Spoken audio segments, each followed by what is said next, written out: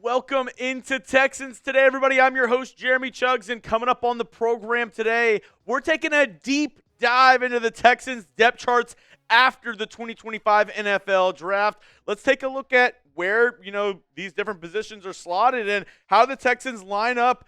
If a game started today, these are the starters who I think would be running out there for your Houston Texans. But before we get into all of that, before I tell you who I think is starting at what position, if you're excited to see the newest Texans hit the field, C.J. Gardner-Johnson. If you're excited to see E.J. Speed, if you're excited to see the rookies, maybe Nolan Higgins, go down and hit that thumbs up icon, like today's video. I do know Texans players, people who work for the Texans, they watch these videos. So if one of those guys comes across the video, I want them to see 500, 600, 700, 800 likes on this vid so they know they're welcomed in the H. Now let's break it down. First up with the quarterback room, which pretty simple, right? CJ Stroud is the guy, and if anything happens, we're absolutely screwed.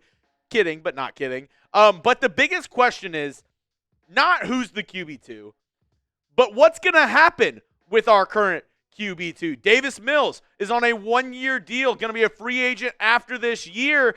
And the Texans ended up drafting a quarterback late in the 2025 NFL Draft. And the biggest question that I've had is, does this mean the Texans are open to trading Davis Mills? He's only around with the team for one more season on his current contract. Obviously, is a guy who this team trusts, is somebody who this team is okay with being the backup for C.J. Stroud. We've seen him come in relief and play decently for this team. But if a team comes knocking, if, say, somebody has an injury, or if they are desperately in need for a starting quarterback, Davis Mills might be on the short list for that. And I wonder how much they could get for him. I mean, especially because he is on an expiring contract, they could get maybe a third, fourth, fifth round pick for Davis. Would they consider doing that? Let me know down in the comment section. Could you see the Texans trading Davis Mills this offseason? I still lean no. I really like him as a security blanket and somebody who's been with this team and, a really good leader on this team. Even though he's not a starter, he kind of held, was really gracious in letting, C.J. Stroud take the mantle and being there to support him along the way. So I don't think the Texans trade Mills, but I at least think they're open to the idea of trading Davis Mills. Let's go to the running back room, where maybe not everybody's favorite opinion of mine, but I truly believe Woody Marks, the USC running back who they drafted in round 4, will be the RB2 for this team. And the fullback position, I just really like British Brooks. I really hope that he gets the nod there at fullback. But you also have Jakob Johnson. And I think, Joe Mixon is going to be the workhorse. But whenever they, need to sub him out, whenever they're in certain situations, I don't know if Dameon Pierce is the guy. I think in third down situations, it's going to be Woody Marks. And if they need somebody to come in and strictly be a pass protector and somebody who is, going to be smart, they have a Gumbawale who they trust a ton. And I know it sounds dumb. I know it sounds far-fetched, but I truly do believe the Texans value the fact that Dare Gumbawale can also kick the football. We've seen it. It won the Texans the game 2 years ago when they played the Tampa Bay Buccaneers. The fact that he could kick the ball after Kaimi Fairbairn got injured. I mean, he can knock down a 25, 30-yard field goal. That's pretty valuable whenever you're getting down to situations. If Fairbairn gets injured, if something happens to him, I know, like I said, it sounds kind of dumb, but I think the Texans value that in Dare Ogunbowale. Let's go to the wide receiver room now, where I think the two rookies immediately step in and are your wide receiver 2, wide receiver 3. And you could even maybe move around Higgins and Knoll depending on how you view them. I maybe had a little bit of a higher grade on Knoll than Higgins. I think he is criminally undervalued for where he got drafted this past season. But also, everybody's forgetting about Chrisitan Kirk, who, funny enough, that was Jalen Knowles' pro comp coming into the NFL. The Texans traded a 7th-round pick to the Jacksonville Jaguars for Kirk, and he's somebody who, when healthy, can be a really good target. C.J. Stroud obviously has his number 1 guy in Nico Collins, but the supporting cast this year, at wide receiver is going to look a lot better than it did last year, especially after the injuries to Diggs and Dell. I think this wide receiver room is much better rounded heading into 2025. And like I said, Tank Dell, the injury last year was a huge, huge blow to this Texans team. And it would be nothing short of a miracle for Dell to hit the field in 2025. But we all know the city of Houston is rooting for him. The city of Houston wants Tank Dell to be on this team, wants Tank Dell to come back and be better than ever. We're all rooting for him. I just don't think it's going to happen this year. And if it does, I don't think it happens until later in the season, going into like December, maybe even January of next year. Let's go to the tight end room now, where it's Dalton Schultz, barely ahead of Cade Stover. I think there's definitely a part of me that does feel like Cade Stover could go into this season as the tight end one. Dalton Schultz, the Texans are keeping him on the roster, but after this season, they save $11 million if they cut Dalton Schultz. I think you could see an opportunity where Cade Stover is the tight end one, and you could also see an opportunity where Brevin Jordan makes a major impact on this Texans team. He got injured last year during the preseason, and the Texans still re-signed him to a contract midway through the year because they wanted to keep him around for another season. He's an athletic tight end, a receiving tight end, and we've seen it before in that playoff game against the Cleveland Browns. He has some wheels. I wonder if he's able to get back to that level after the injury, but hey, he's had the past year to recover. I'm really excited to see what Brevin Jordan can do on the football field. Let's look at the offensive line, and this might be the most contentious room here.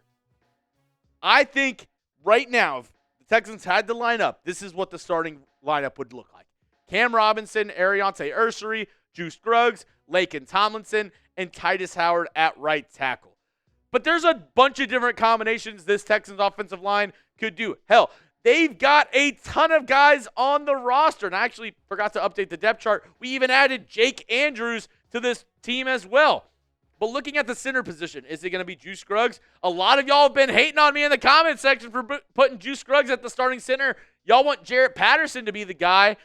I could see either one of those guys being the starting center for this Texans team. I think it's going to be a true battle with whoever looks better in camp and in the preseason. They're going to get the nod to be that starting spot, and I think it's between Jarrett Patterson, Scruggs, dark horse being Jake Andrews, and then also the second-year guy out of Notre Dame, Blake Fisher. The Texans also drafted him in round 2, just like they did with Aireontae Ersery. But where do they put him? Like, where does he slot in on this Texans team? Do they want to keep him at right tackle? Do they want to push him into right guard? Do they want to maybe groom him to be the left tackle and Aireontae Ersery be the right tackle? There's a ton of different formations this Texans offensive line could end up having. And another dark horse, which if you look on Texans Twitter, Kay Adams talked with Nick Caserio this week and asked Caserio about Ladarius Henderson, and he was pretty high on the second-year man out of Michigan. Got hurt in preseason last year. The 7th-round pick was not able to play at all for the Texans this past year. Could he surprise some people and maybe vie for a starting spot this year, or maybe even be one of those swing guards, interior offensive linemen for the Texans? Right now, this is what I would have our Texans starting lineup look like. And because Nick Caley, I have Cade Stover in there as a wide receiver, tight end combo. This is what the offense would look like, in my opinion, if the Texans rolled out there right now. We'll get into the defensive side of the football here in just a moment, but got to show some love to our friends over at Fanatics. If you need a Texans jersey, well, there's one place and one place only you got to look at. It's with our friends at Fanatics. When you go to chatsports.com/Texans jerseys, that's how they know that we sent you over there. So please, if you're considering getting a Texans jersey, hell, if you just want to look at all the jerseys they have over there, just use that link, chatsports.com/Texans jerseys. It'll be in the comment section and description of today's video. If you're in need of a new jersey, go check it out. Maybe do a little window shopping for later on in the year, but make sure you use that link so they know we sent you. Let's go to the defensive line, where I kind of like the way I have this set up. Before I had defensive ends and then defensive tackles, but I kind of like the look of this because I think Tim Settle is your true nose tackle. And you have two guys who can be defensive tackle / defensive end, flexes, and Denico Autry, Sheldon Rankins. And then behind them, Mario Edwards Jr., Kurt Heinisch, Derek Barnett. I think this defensive line is deep and might be the best D-line in the entire NFL. But there's a couple guys I want to highlight that don't get a lot of love and don't get a lot of, recognition. One that I was super pumped the Texans re-signed, Mario Edwards Jr. And fun little story. One of my buddies actually went to high school up here in Dallas, Texas, at Prosper High School. High school teammates with Mario Edwards Jr. A lot of funny stories. Mario, I'm going to try to hit you up, get you on the program, but just know, I have some dirt on you, Mario Edwards Jr. I know about your past, Mario. I know about the skeletons in the closet. Mostly kidding. Also, Darrell Taylor, who the Texans signed in free agency, he is, I think, primed to be a really good rotation edge rusher for this team, similar to what we've seen in Derek Barnett. He's really come on for the Texans the past 2 years, and he's gotten really good. He's gotten better and better underneath the Houston Texans defensive line, and being a rotation guy, I think Darrell Taylor is going to be just like Derek Barnett, where he's going to come in, maybe get 5 or 6 sacks, a fumble, maybe a fumble recovery. Look out for Darrell Taylor in this defensive line rotation. And then another one, Tommy Togai. Like I said, Tim Settle, he is going to be the nose tackle for this team at this moment, unless they sign anybody else. But another guy who I think can play that nose tackle position, Tommy Togai, make sure you keep an eye out for him. Let's go to the linebacker room, where it's really, the Texans mostly run 2 linebacker sets, where you'll see most of the time it's going to be Azeez Al-Shaair and then Henry To'o. Those are your main 2 guys for this Texans team. And I'm really excited to see how To'o really gets into year 3 in the NFL. This past season, his sophomore year, 105 tackles, 7 tackles for loss, 1 interception, 1.5 sacks for the kid from Alabama. And we know Denico Ryans, a former linebacker. He knows how to coach the position. He is a great defensive mind, and I think Henry To'o is just going to get even better going into this season. And then in the last year of his deal, Christian Harris, another guy from Alabama, as my producer Coop whispered in my ear. I don't know what to think of Christian Harris, because I think at the moment he could possibly, vie for a spot on this team of being a starting linebacker and being a rotation guy. But the Texans also signed E.J. Speed in free agency, and Denico seems pretty high on speed. Please don't clip that. No, nobody clip that. He seems like he really likes E.J. Speed. But let me know, is linebacker the Texans' biggest team need after the draft? Let me know down in the comments section. Yeah, that's definitely getting clipped. Let me know if linebacker's the biggest need. My biggest needs is linebacker, nickelback. I think I could see it. I could see linebacker still being somewhat of a team need on defense for this team, but I'm not gonna lie. The defense is pretty stacked for this Texans defense. I absolutely love what they have back there, and especially in the secondary. I mean, you have it, right? You have everything you need in the secondary. The defensive line is stacked. I mean, this unit is absolutely amazing, right? And I think the biggest addition is C.J. Gardner-Johnson, who they traded for from the Philadelphia Eagles. The funny thing is, the past 2 times the Eagles have been to the Super Bowl, you know who's been on that team? C.J. Gardner-Johnson. So, Texans Super Bowl in 2025, let's bring it. Maybe. I don't know. But see, I really do think he's going to fit right in and be part of the culture and really help out this Texans team. Another guy, Ronald Darby, who the Texans signed as a, backup corner. And that's a position that the Texans desperately needed, because last year, if Kamari Lassiter or Derek Stingley needed to miss time or needed a breather, the options behind them just weren't there.